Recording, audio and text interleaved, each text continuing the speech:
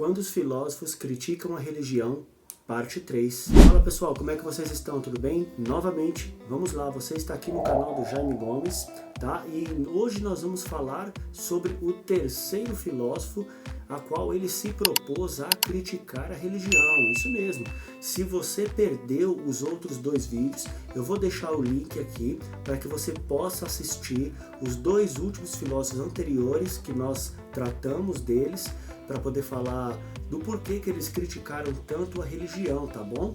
E eu agora vou fazer o terceiro filósofo, e com esse terceiro a gente encerra. Por quê? Há outros filósofos que criticaram a religião, mas eu me propus pegar apenas os três que eu acho que foram os mais ferrenhos. E esse terceiro filósofo que eu vou apresentar para vocês, ele é um filósofo que ele ainda é vivo. A dificuldade já começa um pouco por aí, porque falar do Nietzsche e falar do Schopenhauer, de filósofos que já morreram e deixaram os seus escritos, é uma tarefa que parece que não é tão complicado assim. Mas falar de um filósofo que ainda está vivo gera um pouco de questão polêmica, porque a gente não sabe até onde o vídeo pode chegar a esse filósofo ou não, mas a gente vai tratar de um filósofo que ele é muito bom, eu admiro muito ele.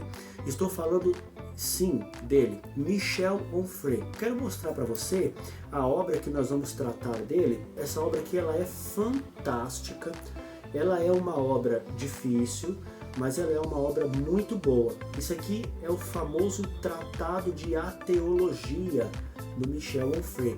Através dessa obra aqui, Michel Onfray tece várias críticas através da religião. E eu quero avaliar com você com muita calma algumas citações que ele diz, aonde a gente concorda e aonde a gente discorda dele. Ele escreveu vários livros mesmo, tá? Eu tenho aqui completa os 6 volumes da Contra-História da Filosofia dele, que é muito boa, mas eu sempre digo para você que a gente precisa admirar até mesmo aqueles que a gente discorda. A gente precisa estudar aqueles que a gente discorda, até mesmo para saber por que a gente acredita no que a gente acredita. Então, vamos começar. Antes, eu gostaria de trazer para você uma breve introdução de quem é o Michel Onfray. Ele nasceu no dia 1º de janeiro de 1959. Hoje, o Michel Onfray, ele é quase que um Pondé aqui no Brasil. Luiz Felipe Pondé, que está aí nas mídias sociais e que tem muita influência aqui no Brasil. Hoje ele está com 65 anos. Os escritos dele exaltam o hedonismo e o ateísmo. Na linha dos pensadores gregos, celebram a autonomia do pensamento e da vida. Ateísmo sem concessões, vendo as religiões como indefensáveis instrumentos de dominação e de ruptura com a realidade. Então, o Michel Onfray, ele tem fortes críticas, ele acha que a religião é algo manipuladora das pessoas, ele não acredita num novo céu, numa nova terra, mas ele tem várias críticas sobre a religião. E logo na introdução da sua obra, o Tratado de Ateologia, ele diz assim: meu ateísmo se ativa quando a crença privada torna-se público e, em nome de uma patologia mental pessoal, organiza-se também para os outros um mundo que convém, pois a angústia existencial pessoal, a gestão do corpo e da alma dos outros, há um mundo no qual se ativam emboscados e aproveitadores dessa miséria espiritual e mental. Desviar a pulsão de morte que os aflige para a totalidade do mundo não salva o atormentado e não muda em nada sua miséria, mas contamina o universo. Querendo evitar a negatividade, ele a estende à sua volta, depois gera uma epidemia mental. Moisés, Paulo de Tarso, Constantino, Maomé, em nome de Javé, Deus, Jesus e Alá, suas ficções úteis empenham-se em ingerir forças sombrias que os invadem, afligem e atormentam. Projetando suas obscuridades sobre o mundo, eles o escurecem mais ainda e não se descarregam de nenhum sofrimento. O império patológico da pulsão de morte não se cura com uma difusão caótica e mágica, mas com um trabalho filosófico consigo mesmo. Uma introspecção bem conduzida obtém o recuo dos sonhos e dos delírios que os deuses se nutrem. O ateísmo não é uma terapia, mas uma saúde mental recuperada. Então, para o Michel Onfray, todos os deuses da religião, seja Alá, seja Buda, seja Jesus, seja Deus, são tudo mitologia criada pelos seres humanos como instrumentos de manipular a vida de cada membro de igreja, ou seja lá a instituição que for. Uma coisa muito interessante é que o Michel Onfray, ele foi muito influenciado por Nietzsche, o filósofo anterior que a gente gravou o vídeo número 2. Ele tem um otimismo muito grande pelos escritos do Nietzsche. Ele estudou muito Nietzsche também. Naquela parábola do homem louco da Gaia Ciência, veja o que Michel Onfray disse. Quem viu o cadáver, com exceção de Nietzsche? E olhe lá. Pois Deus não está morto, nem moribundo, ao contrário do que pensam Nietzsche e Rhine. Nem morto, nem moribundo, porque não mortal. Uma ficção não morre, uma ilusão não inspira, nunca. Não se refuta um conto infantil. Não se mata um sopro, um vento, um cheiro. Não se mata um sonho, uma aspiração. Deus criado pelos mortais, a imagem deles, expostasiada, só existe para tornar possível a vida cotidiana, apesar da trajetória de todos e cada um em direção ao nada. Enquanto os homens tiverem que morrer, uma parte deles não poderá suportar essa ideia e inventará subterfúgios. Não se assassina, não se mata um subterfúgio. Seria antes ele até a nos matar, pois Deus mata tudo que lhe resiste. Em primeiro lugar, a razão, a inteligência, o espírito crítico, o resto segue-se por reação em cadeia. Para o Onfray, a razão humana ela é morta por pessoas que acreditam em Deus. Ele acredita que a fé ela é culpada por minar a razão. Isso, na minha humilde opinião, eu discordo de Onfray. Se você for pegar vários textos da Bíblia, vários textos incitam os cristãos a estudar e a buscar e a examinar aquilo que eles estão lendo. Então, para o Michel Onfray, ela é culpada sim de tratar de pessoas ingênuas. Na página 11, no Tratado de Ateologia, Michel Onfray também tece várias coisas pesadas até sobre a religião. Ele diz que não é possível matar um sonho, matar uma ilusão, matar algo que nunca existiu. Ou seja, então para ele, se o Nietzsche disse que Deus está morto, como é possível matar algo que não existe? Então, entra muito naquela questão que eu disse no vídeo anterior. Dizer que Deus está morto não significa dizer que ele não existe. Mas para o Onfray, dizer que Deus está morto é a mesma coisa que nada. Porque como que você pode matar uma ilusão? É a mesma coisa de você tentar pegar uma sombra que não tem corpo, não tem vida e não tem aparência nenhuma. Veja o que o Onfray disse aqui na página 11, tem por título A Teologia e seus Feitiços. Olha o que Onfray escreveu. Diante desses nomes múltiplos, dessas práticas sem fim, dessas particularidades infinitas na maneira de conceber Deus, de pensar a ligação com Ele diante desse dilúvio de variações sobre o tema religioso, em presença de tantas palavras para dizer a incrível paixão crente, o ateu compõe com esse único e pobre epíteto para o desacreditar. Os que adoram em qualquer coisa, os mesmos que, em nome de seus feitiços, justificam suas violências intolerantes e suas guerras desde sempre contra os sem Deus. Esses, portanto, reduzem o espírito forte a ser etimologicamente apenas um indivíduo incompleto, amputado, fragmentado, mutilado, uma entidade a qual falta Deus para ser verdadeiramente aquilo que a religião já fez. E isso muitos ateus realmente advogam, que a religião ela é responsável pela maior parte de crime, miséria e sofrimento que há no mundo. Onfray vai na mesma linha. O tratado de ateologia dele, aqui, ele expõe vários textos das Escrituras a qual Deus manda matar e punir as pessoas devido às suas práticas libertinas. Na página 65, colocou um título no tratado de ateologia irônico, e o título é O Rosário de Proibições. Para o Onfray, as questões que a Bíblia proíbe, para ele é um absurdo, mas ele coloca no livro dele com um tom de ironia. Veja o que ele escreveu na página 55. Deus não se contentou, uma vez, em pedir de comer o fruto proibido, pois a partir desse dia ele só se manifesta por proibições. As religiões monoteístas só vivem de prescrições e exortações. Fazer e não fazer, dizer e não dizer, pensar e não pensar, agir e não agir, proibido e autorizado, lícito e ilícito, de acordo e em desacordo. Os textos religiosos abundam em codificações existenciais, alimentares, comportamentais, rituais e outras, pois só se mede bem a obediência com as proibições.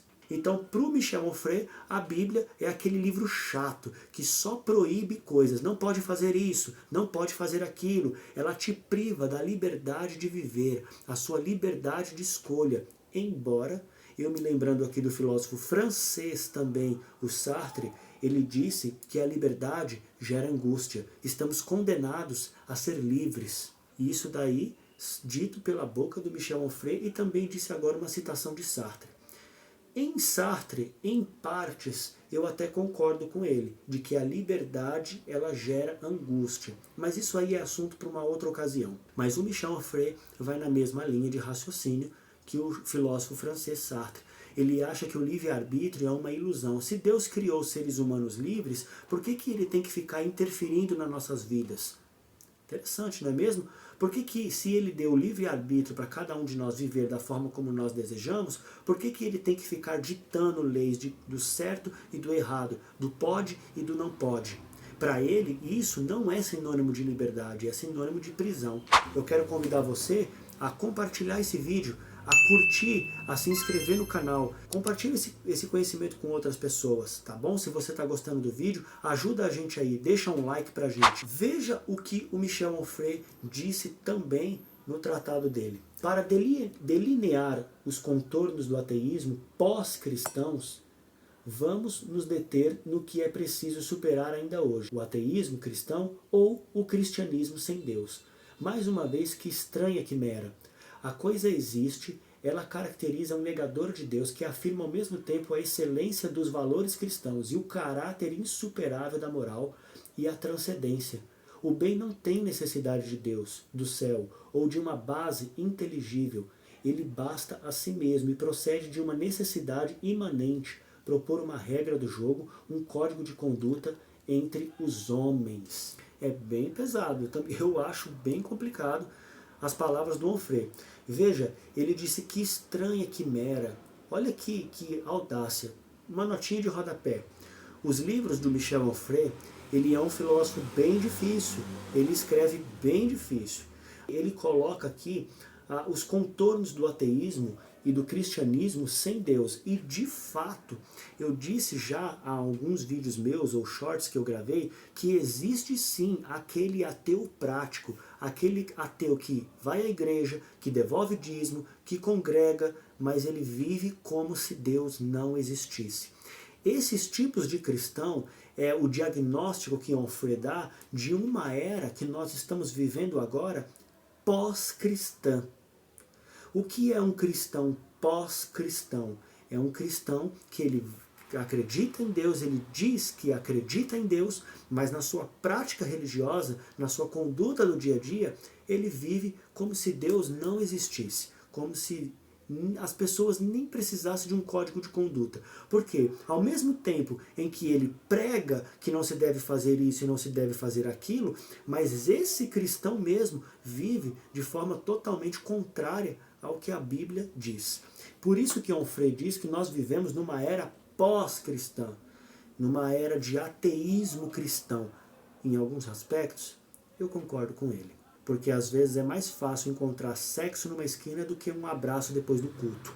E eu concordo com Onfray no comportamento de certos cristãos que existem. Agora, na página 97, ele ironiza com mais um título sobre assim, histórias de falsários. Evidentemente, Jesus existiu, assim como Ulisses e Zaratustra. E pouco importa saber se viveram fisicamente em carne e osso, numa época precisa, num lugar identificável. Para o Onfray, Jesus Cristo da Bíblia, dos cristãos, do cristianismo, é a mesma coisa das ficções religiosas propagadas por outras religiões não cristãs, como por exemplo Zaratustra, um profeta persa, do qual Nietzsche escreveu um livro, Assim Falou Zaratustra, Ulisses, da mitologia grega. Então, para o Onfray, Jesus Cristo, ele coloca dentro do mesmo pacote dessas divindades pagãs e mitológicas que não existe na utopia, só existe na cabeça dos professos cristãos. Veja o que ele disse novamente. É possível dizer que a época em que Jesus aparece supostamente fervilha de sua espécie de profetas furiosos, iluminados, loucos, histéricos, convictos da existência de suas verdades grotescas de arautos de Apocalipse. A descrição dos evangelistas, Paulo de Tarso, Pedro, João, Tiago, toda aquela descrição nos evangelhos, ele acha que aqueles discípulos são loucos, têm problemas psicológicos. É um bando de louco que resolveu seguir um suposto nazareno com outras regras de moralidade e prática para pessoas simplórias, desprovidas de conhecimento. E que, com a vinda desses homens ao mundo, Onfray quer dizer que essas pessoas infantilizaram o mundo com a religião. A crítica que ele tece, veja agora um catálogo que ele disse por um título, um catálogo maravilhoso. Também se encontra na página 102 do seu Tratado de Ateologia. Veja o que Michel Onfray disse. Maria, mãe de Jesus, concebe na virgindade por operação do Espírito Santo. Banal. Platão também procede de uma mãe na flor da idade, mas que dispõe de um ímen preservado. O arcanjo Gabriel informa a mulher do carpinteiro de que ela procriar sem a ajuda do marido, bom sujeito, que consente sem reclamar? Então, o mesmo Platão orgulha-se da mutação de Apolo em pessoa. O filho de José é principalmente o Filho de Deus? Nenhum problema. Os discípulos de Pitágoras também o tomam por Apolo em pessoa, vindo diretamente da terra dos Epiprebóreos. Jesus faz milagre, devolve a visão a cegos, a vida a mortos? Como Empédocles, que também ele traz um morto de volta à vida. Jesus é exímio nas previsões? Iguais talentos em Anaxágora, que prediz com êxito quedas de meteoritos. As histórias de Jesus Cristo nos evangelhos, tipo de cura, ressurreição, tudo aquilo de maravilha descrito nos evangelhos por Mateus, Marcos, Lucas e João, toda a descrição ele compara dizendo que outras pessoas também fizeram a mesma coisa e que por isso ele diz que acredita que o ateísmo é bem melhor do que o próprio cristianismo. Ele compara Jesus Cristo, ele não acredita que Jesus nasceu de uma Virgem Maria, por exemplo, como também muitos teólogos liberais hoje também acreditam, não é mesmo? E nem precisa, às vezes, ser filósofo. Grava bem essa frase que eu vou dizer para você. Não precisa nem ser filósofo ateu para não acreditar nos milagres metafísicos que a Bíblia diz. Porque há muito teólogo liberal aí na internet dizendo que o Mar Vermelho não foi aberto, de que os milagres descritos nos evangelhos são tudo balela, fazem uma interpretação totalmente distorcida das escrituras. E qualquer ato metafísico para eles soa como utopia. Olha o que o Onfray disse comparando Jesus a Sócrates. Jesus fala como inspirado, atribuindo sua voz a um maior, mais forte e mais poderoso que ele? E Sócrates, assombrado, habitado por seu daimon? O futuro crucificado ensina a discípulos, converte com seu talento oratório e sua retórica? Todos os filósofos antigos dos cínicos aos epicuristas agem com talento semelhante. A relação de Jesus com João, o discípulo preferido, a mesma une Epicuro a Metetroro. O homem de Nazaré fala metaforicamente, come, símbolo e se comporta como enigma? Pitágoras também. Ele nunca escreveu exceto uma vez na areia com um bastão, o mesmo que apaga imediatamente os caracteres traçados no chão. Idem para o Buda ou Sócrates, filósofos da oralidade, do verbo e da palavra terápica. Jesus morreu por suas ideias? Sócrates também. Em Getsêmani, o profeta conhece uma noite determinante? Sócrates experimenta esses desvaneios numa escuridão semelhante em Pontideia. Você percebeu a ironia? Ele quer dizer que tudo que é descrito na Bíblia você encontra em outros escritos, inclusive nos escritos dos filósofos.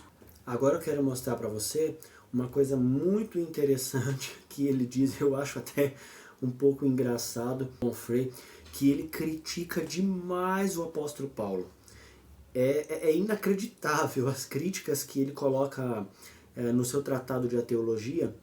Na página 112 e na página 113, ele colocou um título assim: Neurotizar o mundo. Ele vai falar de Paulo. Como viver com sua neurose? Fazendo dela um modelo do mundo? Neurotizando o mundo? Paulo cria o mundo à sua imagem, e essa imagem é deplorável. Fanático, mundano, de objeto. Os cristãos depois os pagãos. Outro sinal de histeria. Doente, misógino, masoquista. Como não ver um reflexo desse retrato de um indivíduo dominado pela pulsão de morte? Paulo masoquista expõe as ideias com as quais o cristianismo um dia triunfa, ou seja, o elogio da fruição em ser submisso, obediente, passivo, escravo dos poderosos, sob o pretexto falacioso de que todo poder vem de Deus, e de que toda situação social e pobre, de modesto e de humilde, procede de um querer celeste e de uma decisão divina. Tudo que Paulo prega sobre renunciar a si mesmo, sabe, sobre seguir a Jesus Cristo, se submeter às autoridades, e nos dias de Paulo ele se submetia a Roma, porque era a jurisdição que dominava o mundo. Tudo isso, na cabeça do Onfray, é para pessoas fracas. Ele fala que Paulo tinha problema, ele era um histérico, um masoquista. Onfray critica demais o apóstolo Paulo pela descrição de suas cartas, a qual ele diz que os cristãos devem viver piedosamente. Isso é papel de gente fraca. Ele colocou assim: delírios de um histérico. Pesado, não é mesmo? Para falar de Paulo, de Saulo ou Paulo, né? Que se depois ele era Saulo e se transformou em Paulo depois da sua conversão. Veja o que Onfray disse. O radicalismo anti-hedonista do cristianismo procede de Paulo, não de Jesus, personagem conceitual, silencioso a respeito dessas questões. O diagnóstico médico parece fácil de fazer. A crise sobrevém sempre na presença de outras pessoas. É o caso, a queda, a cegueira dita histérica ou a maurose, transitória, portanto passageira, a suspensão sensorial mitomaníaca. Jesus lhe fala pessoalmente. O histrionismo ou o exibicionismo moral, cerca de 30 anos de teatralização de um personagem imaginário eleito por Deus, escolhidos por ele para transformar o planeta. Toda essa crise é idêntica à ilustração de um manual de psiquiatria das neuroses, seção das histerias, uma verdadeira histeria de conversão. Para o Onfray, Paulo é um doente, ele é louco. E para encerrar esse vídeo, eu gostaria de mostrar para você algumas coisas que o Onfray colocou no tratado de teologia dele.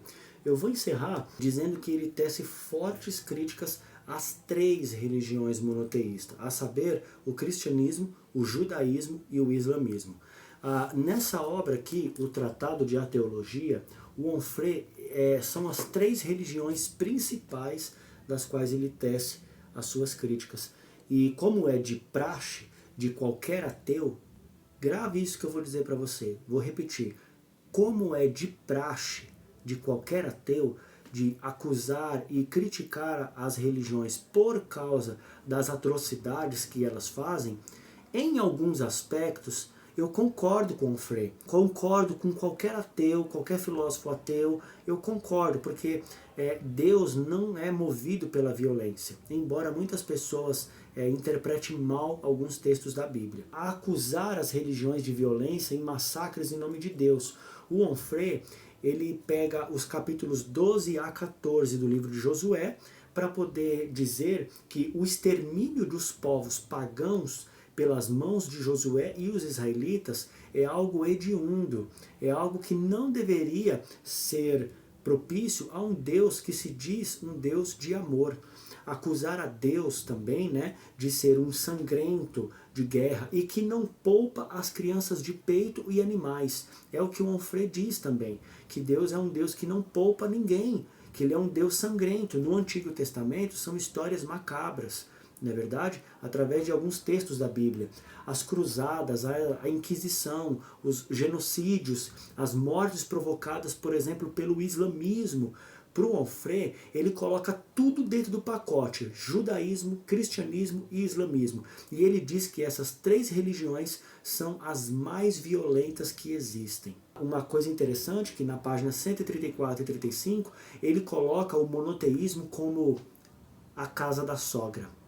Ou seja, é uma bagunça, a casa da sogra monoteísta, que não tem regras, a qual é uma mitologia, entendeu? Que por eles permite criar um Deus. Então essas três religiões criaram um Deus. Essas três religiões que têm os seus livros, o cristianismo, a Bíblia, o judaísmo, a Torá, e o islamismo, o Alcorão, essas três religiões são as mais culpadas de propagar mentiras, abusos e violências num mundo onde eles pregam ao mesmo tempo paz. Palavras de Onfray. Na mitologia fabricada por eles, o Deus ele é combatente, ele é sanguinário, Deus é agressivo, sabe? Deus ele é um manipulador, ele é sedento de sangue, como disse Richard Dawkins, porque ele apela para sacrifícios de animais para perdão de pecados de pessoas. Como posso acreditar num Deus que pede para matar um cordeiro, uma ovelha, para poder perdoar uma pessoa? Aquela ovelha, o animal, digamos assim, na cabeça do Onfray, nada tem a ver com a culpa do ser humano. É claro que ele não entende isso como o sacrifício de Cristo no futuro, que viria e tal, mas ele acha isso muito injusto. Você concorda com essas críticas de Michel Onfray? Há muitas outras que eu poderia citar nesse tratado de ateologia que ele colocou. É claro que eu discordo de muita coisa que Onfray colocou aqui, mas eu tenho que dizer que infelizmente existem muitos loucos por aí, que fazem da religião também um instrumento de tortura, assim como foi o catolicismo medieval.